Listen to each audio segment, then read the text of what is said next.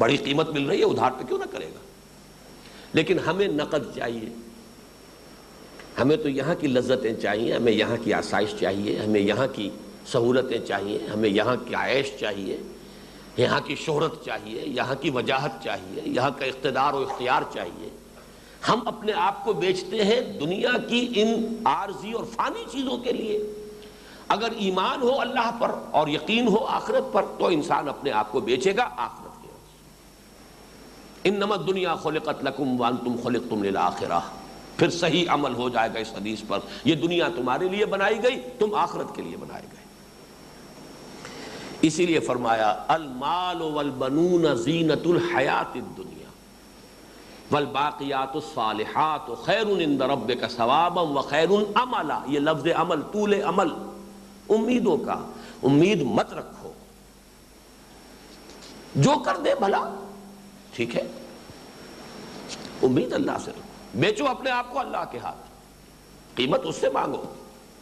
واللہ عندہ اجر عظیم، تمہاری پوری پوری قیمت کوئی اور دے سکتا ہی نہیں، بہت بڑی شے ہو تم۔ خلقتہ بیدی، اس انسان کو میں نے اپنے دونوں ہاتھوں سے بنایا ہے۔ وَلَقَدْ كَرَّمْنَا بَنِي آدَمَ وَحَمَلْنَاهُمْ فِي الْبَرِّ وَالْبَحْرِ، ہم نے انسان کو عزت بخشی ہے، بحر و بر میں اسے اٹھایا ہے، ہم لے کر پھر رہے ہیں اسے بحر و بر کے اندر۔ وَرَزَقْنَاهُ مِنَ الطَّيِّبَاتِ، خلیفۃ اللہ بنایا ہے اسے، مسجود ملائک بنایا ہے، اور وہ اپنے آپ کو کن حقیر قیمتوں کے عوض فروخت کر رہا ہے۔ انما اموالکم واولادکم فتنہ واللہ عندہ اجر عظیم۔ یہاں مجھے، اگرچہ میں چاہتا تھا کہ مجھے حوالہ مل جائے، جب کبھی پڑھی تھی، غالباً میٹرک کے زمانے میں پڑھی تھی ہسٹری آف انگلینڈ، تو اس میں یہ جو ٹیوڈر خاندان ہے اس کے کسی بادشاہ کا کوئی وزیر اعظم تھا، اس کا کوئی فورک بھی مشہور ہے، اس نے جائز ناجائز غلط صحیح طریقے سے بادشاہ کی خدمت کی خزانہ بھر دیا۔ اس کے بارے میں آتا یہ ہے کہ کسی امیر کو دیکھتا تھا جو خوب خرچ کر رہا، تمہارے پاس تو خوب مال ہے، معلوم ہوتا ہے، لاؤ بادشاہ کے لیے۔ کسی کو دیکھا کہ بہت ہی وہ یعنی کچھ خرچ نہیں کر رہا، اس ظاہری ٹھاٹ بٹ، تم معلوم ہوتا ہے تم نے مال بہت جمع کیا ہوا ہے، تم بخیل ہو، ہوگا بہت کچھ، نکالو۔ ہر طرح سے اس نے، یعنی اس کے کانٹے سے بچ کر کوئی نہیں جا سکتا تھا، خزانہ بھر دیا۔ لیکن آخری عمر میں بڑھاپے میں بادشاہ صاحب ناراض ہو گئے، جیل میں ڈال دیا۔ تو بڑے حسرت ناک الفاظ آتے ہیں یہ ہسٹری آف انگلینڈ میں، Had I served God as I served the king، اگر میں نے کہیں اللہ کی خدمت کی ہوتی جیسے کہ بادشاہ کی خدمت کی تھی۔ یہ الفاظ تو مجھے ڈیفینیٹلی یاد ہے، لیکن آگے کے الفاظ جو ہیں اس میں مجھے کچھ اشتباہ ہے، تو وہ پھر مجھے اپنے میرے اس بڑھاپے میں اس طرح ذلیل نہ کرتا۔ تو یہ حسرت بعد میں ہو، اب سمجھو، میک ہے while the sun shines۔ اگر کچھ قوتیں ہیں، کچھ توانائی ابھی باقی ہے، کچھ جان ہے، اگر یک قطرہ خون داری، اگر مشتے پرے داری، بیابا من تو آموزم طریق شاہ بازی را، آؤ نا یہاں پر لگاؤ اپنے آپ کو۔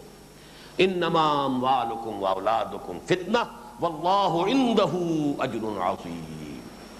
مال اولاد یہ کسوٹی ہے، ہوشیار رہو، امتحان لیا جا رہا ہے۔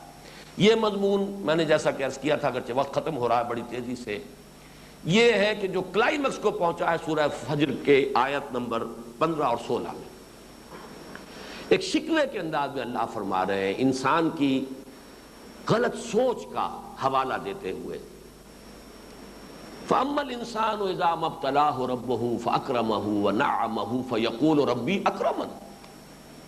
اس انسان کا عجیب حال ہے، اللہ اگر اسے نعمتیں دیتا ہے، دنیاوی عزت دے دیتا ہے، وہ کہتا مجھے میرے رب نے بڑی عزت دے دی۔ وَأَمَّا إِذَا مَا ابْتَلَاهُ فَقَدَرَ عَلَيْهِ رِزْقَهُ فَيَقُولُ رَبِّي أَهَانَنِ۔ اور جب اللہ تعالیٰ ذرا اس کا امتحان لیتا ہے اس شکل میں کہ اس کا رزق جو ہے وہ ناپ تول کر دینے لگتا ہے، تو وہ کہتا میرے رب نے مجھے ذلیل و رسوا کر دی۔ کلا، ہرگز نہیں۔ اس میں کیا مغالطہ مضمر ہے، گمراہی کون سی ہے؟ اگر کشادگی ہے اس کو بھی فتنہ سمجھو، یہ بھی ابتلا ہے، یہ بھی آزمائش ہے، یہ عزت نہیں ہے۔ اور اگر تنگی ہے اسے بھی فتنہ سمجھو، یہ بھی آزمائش ہے، یہ اس انسان کا عجیب حال ہے، اللہ اگر اسے نعمتیں دیتا ہے، دنیاوی عزت دے دیتا ہے، وہ کہتا مجھے میرے رب نے بڑی عزت دے دی۔ وَأَمَّا إِذَا مَا ابْتَلَاهُ فَقَدَرَ عَلَيْهِ رِزْقَهُ فَيَقُولُ رَبِّي أَهَانَ۔ اور جب اللہ تعالیٰ ذرا اس کا امتحان لیتا ہے اس شکل میں کہ اس کا رزق جو ہے وہ ناپ تول کر دینے لگتا ہے، تو وہ کہتا ہے میرے رب نے مجھے ذلیل و رسوا کر دی۔ کلا، ہرگز نہیں۔ اس میں کیا مغالطہ مضمر ہے؟ گمراہی کون سی ہے؟ اگر کشادگی ہے اس کو بھی فتنہ سمجھو، یہ بھی ابتلا ہے، یہ بھی آزمائش ہے، یہ عزت نہیں ہے۔ اور اگر تنگی ہے اسے بھی فتنہ سمجھو، یہ بھی آزمائش۔ ثمرات ایمان، یہ اصل ہے، دین اصل یہ ہے، ایمان اصل یہ ہے۔ کاش کہ ہم سمجھ سکیں۔ بارک اللہ لی ولکم فی القرآن العظیم ونفعنی وإیاکم بالآیات والذکر الحکیم۔ رسولہ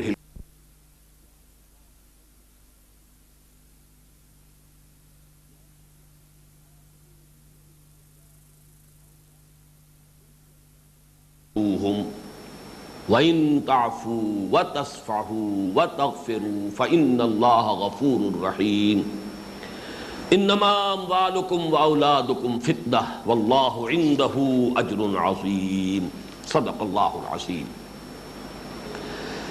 ایمان حقیقی کے ثمرات کا جو بیان ان مجالس میں ہو رہا ہے، اس کی تفصیل پہلے دن یہ عرض کر دی گئی تھی۔ ان میں سے کچھ ثمرات باطنی ہیں، انسان کی نفسیات میں، اس کی سوچ میں، نقطہ نظر میں، مینٹل ایٹیچیوڈ میں کیا تبدیلی آ جانی چاہیے، اور ان میں سے ایک ہے انسان کے عمل میں ظاہری اعتبار سے کیا انقلاب برپا ہونا چاہیے۔ جو باطنی ثمرات ہے یہ دو کے دو جوڑوں کی شکل میں آیا ہے۔ ایک جوڑا راضی برضائے رب، تسلیم و رضا، اور نمبر 2 توکل علی اللہ۔ آج ہم دوسرے جوڑے پر گفتگو کر رہے ہیں، اس لیے کہ ہر فرد جہاں وہ اپنی ذات میں ایک فرد ہے، وہاں وہ یقیناً اس دنیا میں سلسلہ اسباب و وسائل میں بھی جکڑا ہوا ہے، اور رشتہ و پیوند جسے اقبال نے کہا اس کے اندر بھی منسلک ہے۔ کسی کا وہ بیٹا ہے، کسی کا وہ شوہر ہے، کسی کا وہ باپ ہے، کسی کا وہ بھائی ہے، کوئی خاتون ہے، کسی کی وہ بیوی ہے، کسی کی وہ بیٹی ہے، کسی کی وہ بہن ہے، کسی کی وہ ماں ہے۔ ہر انسان، پھر یہ کہ وہ دائرے اس کے اندر بڑھتے چلے جائیں گے، پھر کنبہ ہے، قبیلہ ہے، خاندان ہے، قوم ہے، پوری نوع انسانی ہے۔